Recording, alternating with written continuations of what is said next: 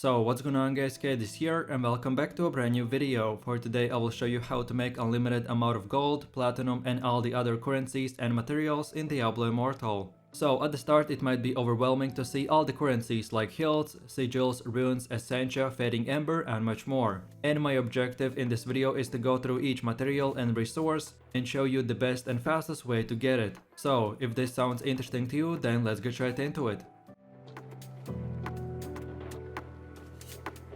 So then moving over to the first one, which is gold. And you can get gold from killing monsters, doing bounties, completing dungeons, getting weekly immortal rewards and basically anything else that there is. The best method for gold is to farm the best monster spots and then get bunch of gold that way. If you are interested in the top 3 best farming spots, then check this video, which you can find if you browse through my channel, or link will be in the description as well. And the reason for why you want a lot of gold is because you can upgrade your gear, and if you are right now rank 5 or 6, it still may seem to be cheap. But just wait for rank 9 and 10 and etc. and the upgrades will be extremely expensive. So that's why you want to get as much gold as possible.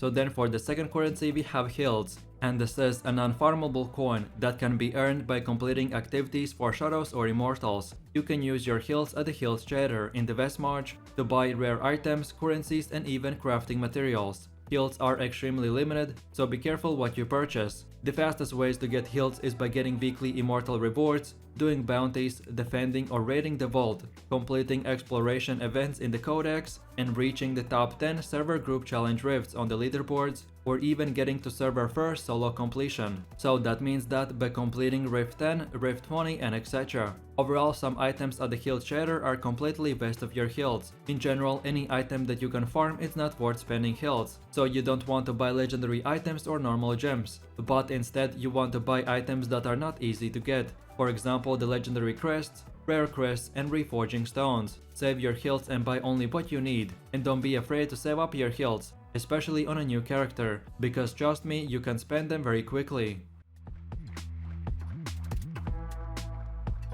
So then moving over to the next one, which is platinum, and this is another non-farmable coin that is used for buying items for the other players in the marketplace and crafting. You can earn platinum by selling items on the market, by completing your daily activity rewards, or by purchasing them from the store, and you can spend them by buying echo crystals or crafting normal gems from the crystal merchant. Then you can buy legendary gems from the marketplace, and then lastly you can use platinum to extract a skill stone from a charm at the charms craftsman. Platinum is extremely limited currency for free-to-play players, so make sure you complete your daily activity rewards and sell every single gem on the marketplace that you don't use, and that's about it.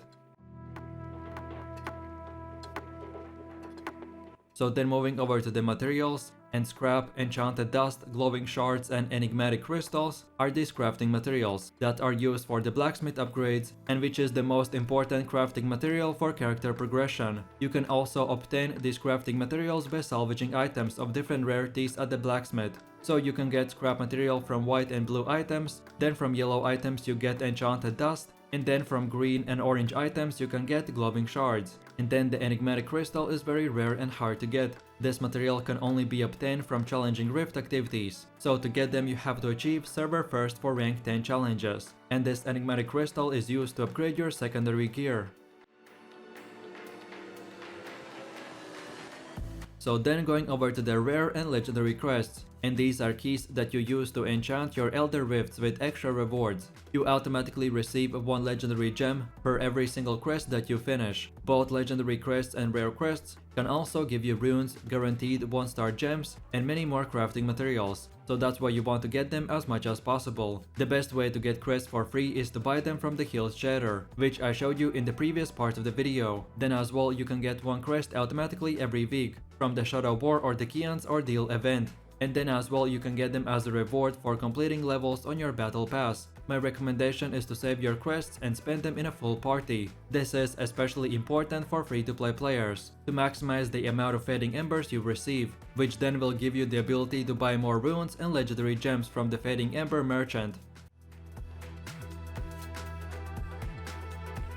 So then moving over to the fading ember, and this is a crafting material that is only rewarded by spending crests. To enchant your Elder Rifts, you want to use Fading Embers at the Fading Ember Trader to buy additional legendary gems or runes. You can get 320 Fading Embers every week. It resets every week on Monday, and the best thing about it is that you can do it as a free-to-play player. So the first 200 you can get by simply playing few Elder Rifts, but then the other 120 you can get if you're playing with other players. I personally have seen multiple players in my warband and in global chat looking for players to do CRESTS with. So if you ever see that message, then drop whatever you are doing and join the other players for these free Fading Embers. And then afterwards you want to go to the rune store, and here we can buy runes that we can use to craft legendary gems. Even if you don't need any new legendary gems, you can still use them by trading the Fading Ember gems at the trader and then salvaging the existing gems to upgrade the ones that you use. So then going over to the next one, which is scoria, and this is a crafting material that allows you to upgrade a new level of the Heliquary and unlock a new Heliquary raid boss. But before it can be useful, scoria must be refined at the blacksmith into a specialized form. Currently there's only one Hellfire scoria, but I expect to see other kinds of refined scoria to be available in the future. You can get bunch of scoria from completing 2 weekly Heliquary boss raids. Then you can advance the battle pass and get scoria as a free reward. And then lastly, if you buy the empowered battle pass, then you can get a lot of scoria for free. If you want to maximize your scoria, then it is important to complete every weekly Heliquary boss. I strongly recommend you to always do this twice per week, and you will be on the same level as any other endgame player.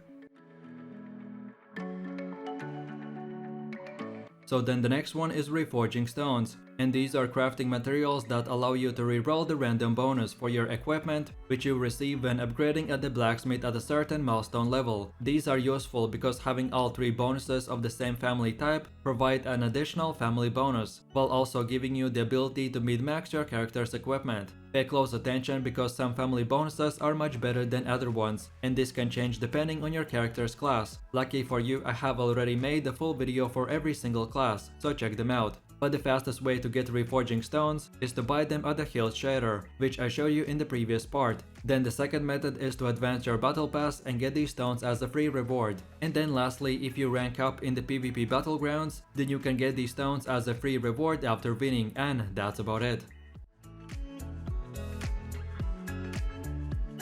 So then moving over to the charms and alchemical powder, which is the crafting material that you get when you salvage a charm. Each charm salvage gives you 10 alchemical powder per rank. You can spend alchemical powder on adding additional skills to an existing charm. Since alchemical powder always comes from salvaging charms, the real question is, how do you get more charms? And the fastest way to get them is buying them from the hilts trader, which we covered in how to get hilts part of this video. Then you can get charms from completing daily activities, which is why I keep saying in most of my videos to always do your dailies first. And then lastly, you can advance your battle pass and you may receive a free charm as a reward.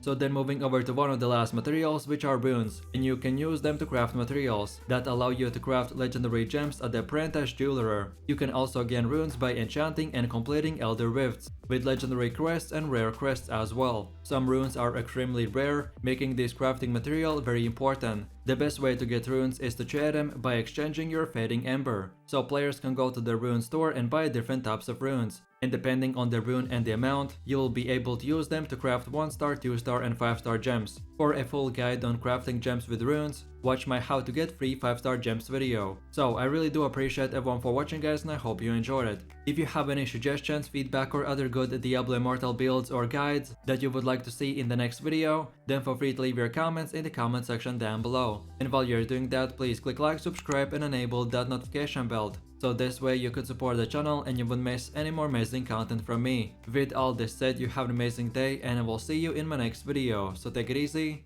peace.